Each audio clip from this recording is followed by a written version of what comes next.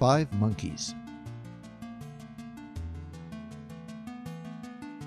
Start with a cage containing 5 monkeys. Inside the cage, hang a banana on a string and place a set of stairs under it. Before long, a monkey will go to the stairs and start to climb towards the banana. As soon as he touches the stairs, all of the monkeys are sprayed with cold water. After a while, another monkey makes an attempt with the same result. All the monkeys are sprayed with cold water. Pretty soon, none of the monkeys will try to climb the stairs. Now, put away the cold water. Remove one monkey from the cage and replace it with a new one. The new monkey sees the banana and wants to climb the stairs. To his surprise and horror, all of the other monkeys attack him. After another attempt and attack, he knows that if he tries to climb the stairs, he will be assaulted. Next, remove another of the original 5 monkeys and replace it with a new one. The newcomer goes to the stairs and is attacked. The previous newcomer takes part in the punishment with enthusiasm. Likewise, replace a third original monkey with a new one, then a fourth, then a fifth. Every time the newest monkey takes to the stairs, he is attacked. Most of the monkeys that are beating him have no idea why they were not permitted to climb the stairs or why they are participating in the beating of the newest monkey. After replacing all the original monkeys, none of the remaining monkeys have ever been sprayed with cold water. Nevertheless, no monkey ever again approaches the stairs to try for the banana. Why not? Because as far as they know, that's the way it's always been done around here. And that is how government policy is maintained. The Asch experiment is one of psychology's oldest and most popular pieces of research. A volunteer is told that he's taking part in a visual perception test. What he doesn't know is that the other participants are actors, and he's the only person taking part in the real test, which is actually about group conformity. Please begin. The experiment you will be taking part in today involves the perception of line length. Your task will be simply to look at the line here on the left and indicate which of the 3 lines on the right is equal to it in length. So, for example, if you... The actors have been told to match the wrong lines. The volunteer will be monitored to see if he gives the correct answer or if he goes along with the opinion of the group and gives the wrong answer. In the first test, the correct answer is 2. 1. 1. 1.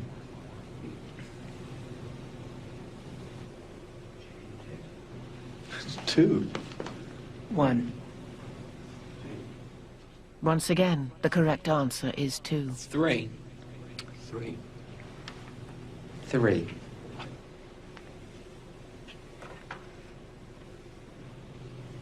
3. 3. The Asch experiment has been repeated many times, and the results have been supported again and again. We will conform to the group. Again, we're very social creatures. We're very much aware of what the people around us think. We want to be liked. We don't want to be seen to rock the boat, so we will go along with the group.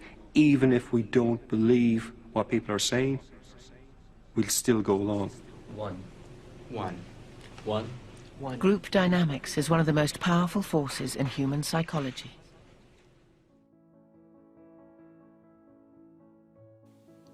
Imagine you're a little kid. Your parents tell you to stay away from kids with blue eyes because they're bad. So you believe your parents. You're a little kid, your parents tell you something, you believe in them. You eventually run into kids with blue eyes, you eventually talk to them and interact with them and even play with them. And you realize that, wait a minute, kids with blue eyes really aren't that bad. They're just like I am. But you remember that your parents said kids with blue eyes are bad. So what you're experiencing is something called cognitive dissonance. You have 2 different cognitions, competing cognitions. One that tells you kids with blue eyes are bad. The other one that tells you kids with blue eyes aren't that bad. What do? Well, you have a couple choices. You could change your behavior, meaning that you could start playing with the kids and interacting with them more, or you could change your attitude. Now, unfortunately, because you're just a kid and you have to listen to your parents who tell you you cannot play with kids with blue eyes, you change your attitude. You change your attitude by insisting that kids with blue eyes are somehow bad. We tend to change our beliefs and our attitudes to match our behavior, as motivated by this drive called dissonance. We do this when we hold two conflicting cognitions. In 1959, a study was conducted by Leon Festinger and James Carlsmith. 71 students enrolled in an introductory psychology course at Stanford University participated in what was called, or at least advertised, as an experiment dealing with measurement of performance. The subjects were told that they might be asked a few questions at the end of the experiment in order just to help evaluate the experiments. Phase 1 of the experiment consisted of tasks. The subjects were brought into a room where they had a tray of wooden spools, and they had to move the spools from one tray to another tray, and then back again to the other tray. And if that weren't bad enough, then they had another task where they just turned things like 90 degrees and then turned them back. What the experimenters were trying to do is come up with the most boring task possible that nobody in their right mind could possibly find enjoyable. The experimenter tells the student that generally there are two different groups. In the other group, what somebody does, a confederate, is tells the student coming in to do the experiment how fun the tasks are and how great they are and exciting they are. Now this is where the real experiment diverges into three different groups. In the first control group, they simply tell them that little story about the confederate, how they tell them how exciting it is, and then they move them out of the room where they fill out an evaluation. Now the second and third groups get interesting. What the experimenter tells the people in the second and the third group is the same story.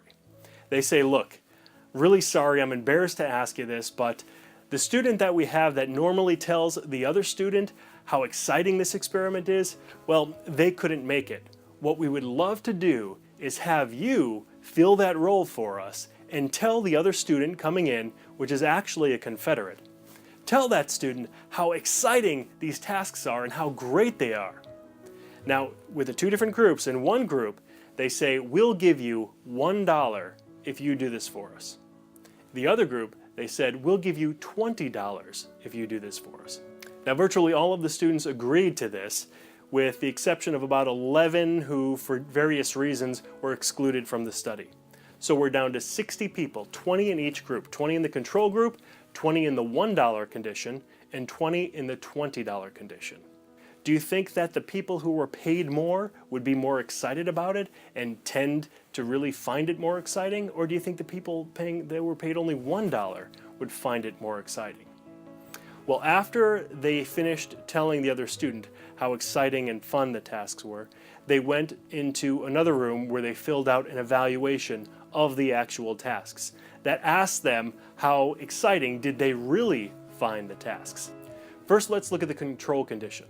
Remember, the control group were the 20 students who didn't have to tell another student anything. They did not have to lie. So what they were doing is basically they were just reporting their true feelings about the experiment. On a scale from -5 being the worst ever to +5 being incredibly fun, they filled it out at an average of -0.45, so just below 0. Now what about the group in the $20 condition? This was the group of students that were paid $20 to lie, essentially. They had to tell the other student how fun and exciting they found it when they really didn't find the tasks fun or exciting at all. This group did not differ significantly from the control group in their ratings. On a scale from -5 to +5, they rated the tasks at -0.05, which is very close, a little bit better than the control group, but essentially the same. This group was said to experience no cognitive dissonance whatsoever. They didn't have two conflicting cognitions. They had one cognition that said that the task was incredibly boring, and they maintained that, and they were justifying their lie by the amount of money that they were getting paid. So now let's look at the $1 condition. Remember, the $1 condition were the students that were paid $1, that's it, just $1, to tell this lie that they really enjoyed the tasks. Well, on the scale from -5 to +5, they rated it plus 1.35. That's significantly greater than both of the groups. This could be explained with cognitive dissonance theory. Basically what was going on here was they had two different cognitions. The first cognition told them that the task was incredibly boring. The second cognition told them that they were telling somebody else that the task was incredibly fun and exciting. Well, they couldn't write that off as just getting paid for it. So what they did is they actually changed their attitude, which led to evening out that dissonance. Now, cognitive dissonance theory did not go unchallenged. It was only about 10 years later when self-perception theory came out as an alternative hypothesis to what is going on. Self-perception theory takes a more behaviorist approach and looks at the behavior, and it doesn't infer that something's going on in the cognition. It doesn't infer any kind of motivating force like a dissonance. Today, most psychologists accept that both theories are equally as valid and have use in their own domains.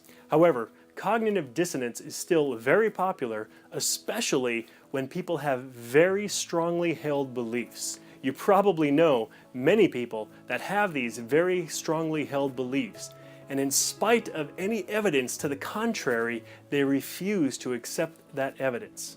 What they do instead is change their attitude toward the evidence, and sometimes even towards science. If you know somebody like that, send them here and make them watch this video.